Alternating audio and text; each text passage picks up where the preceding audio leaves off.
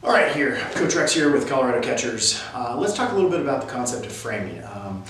I'm not a big guy when it comes to using the term framing. I'm not the only one that chooses to use the term funneling. There's plenty of other catching coaches out there that use that term instead. And I like using the term funneling because when we think about the plate and the strike zone, our goal as a catcher first is to ensure that if it's a strike, we keep it a strike. We're not turning strikes into balls. Secondly, it's to start trying to steal some strikes, sometimes referred to as strike balls, those that are on the border, maybe even just outside the zone, and trying to win some strikes for our pitcher.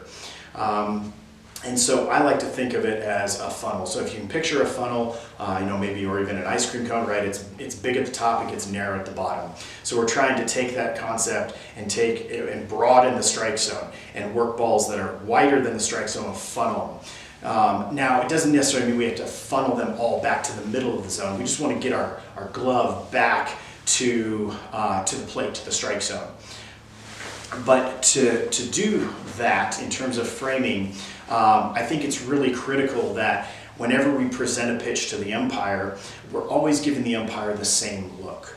It always looks the same, so there's less room for doubt on whether or not it's a strike. Again, we're trying to manipulate a little bit in terms of the strike zone and where that pitch was from the umpire's perspective.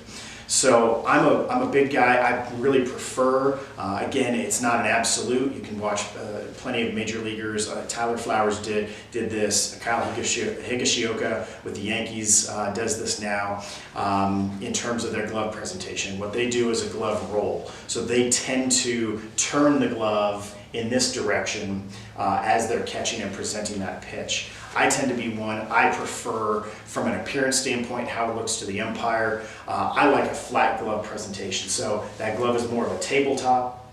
And especially at the bottom of the zone, if we're turning at the bottom, now there's a chance that more of my glove could actually appear to be below the zone versus here. And additionally, in the past, there tended to be more of a tendency to turn the glove vertically on balls on the corner, especially pitches to this glove side. Well, from my perspective, and I think most umpires would agree, and I've talked to some umpires and they've actually said as soon as they say the glove go vertical, they call ball. And you'll still see some major leaguers actually doing this today, but you don't see a whole lot. The tendency is to get that glove into that horizontal position. Because if every time there's a pitch on the corner or just off the plate on my glove side, if that's the only time I turn my glove vertical, then I'm pretty much telegraphing to the umpire behind me that I'm trying to steal this strike. I know it's a borderline pitch or it's off the corner, and I'm trying to trick you by turning my glove and getting this vertical appearance. So that's why I like every pitch presented to the umpire to be the same. So even when we're going below our knees and we're getting low and we're turning that glove thumb down, we're always going to snap it back up into that flat position. Same out off the plate to the glove side, getting that flat position, working the glove back. Same to our arm side. Keeping that horizontal position, especially if we're receiving that ball from our stance in a traditional primary-secondary squat.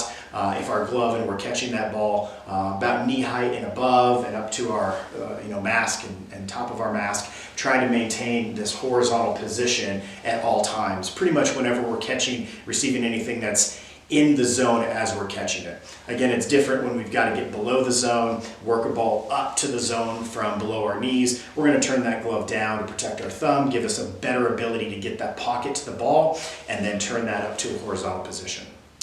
All right, hopefully that is helpful. Hopefully that makes sense. Feel free to shoot any questions my way. It's info@coloradocatchers.com, and look for more helpful tips and videos on our YouTube channel.